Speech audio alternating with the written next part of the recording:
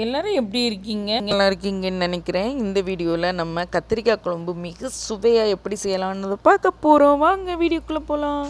First இந்த கத்திரிக்காவை நல்லா கழுவி எடுத்துட்டு 4 கீரல் போட்டு கொஞ்சம் எண்ணெய் ஊற்றி இந்த கத்திரிக்காவை நம்ம நல்லா ஃப்ரை பண்ணி எடுக்க போகிறோம். இந்த எண்ணெயில் போட்டு நல்லா ஃப்ரை பண்ணி எடுத்து தனியாக வச்சுப்போம்.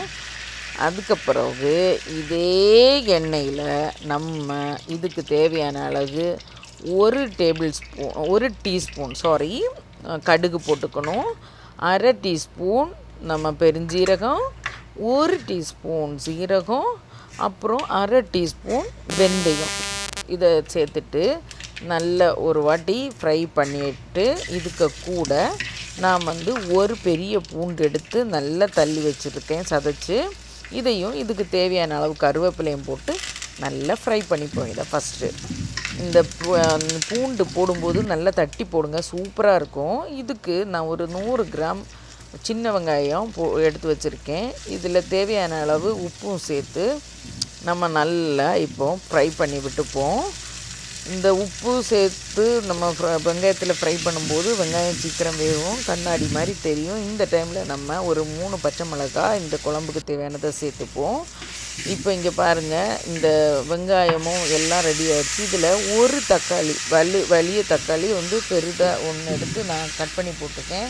இந்த தக்காளி நல்லா மசிஞ்சிடுச்சு. இதில் இப்போது 1 டேபிள் ஸ்பூன் மிளகாத்தூள், 1 டேபிள் ஸ்பூன் மிளகாத்தூளும் 2 டேபிள் ஸ்பூன் மல்லித்தூளும் அப்புறம் கொஞ்சோண்டு மஞ்சத்தூளும் சேர்த்து இந்த மிளகாத்தூள் வாசனை போகிற அளவுக்கு நல்லா ஃப்ரை பண்ணிப்போம்.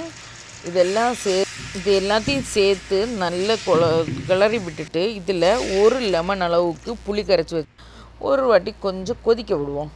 கொதிக்க விட்டதுக்கு அப்புறம் நம்ம ஃப்ரை பண்ணி வச்சுருக்க அந்த கத்திரிக்காவை எல்லாத்தையும் எடுத்து இந்த குழம்புல சேர்த்துப்போம். நல்லா நீங்கள் மிக்ஸ் பண்ணி விட்டுக்கோங்க. இதுக்கு தேவையான அளவு கொஞ்சோண்டு தண்ணி சேர்த்தா போதும். ஏற்கனவே இது ஃப்ரையான பிரிஞ்சால் தானே, கொஞ்சோண்டு தண்ணியை சேர்த்து இந்த குழம்பு கொதிக்க விட்டுருங்க. இந்த குழம்புலேருந்து எண்ணெய் பிரிஞ்சு வர்ற வரைக்கும் நீங்கள் நல்லா இப்போ உங்களுக்கு தேவையான அளவுக்கு கட்டியாக குழம்பு வேணும்னா கொஞ்சம் கூட கொதிக்க விட்டுக்கோங்க. இது செமையாக இருக்கும். இன்னும் ஒரு 2-3 நிமிஷம் இருக்கட்டும்.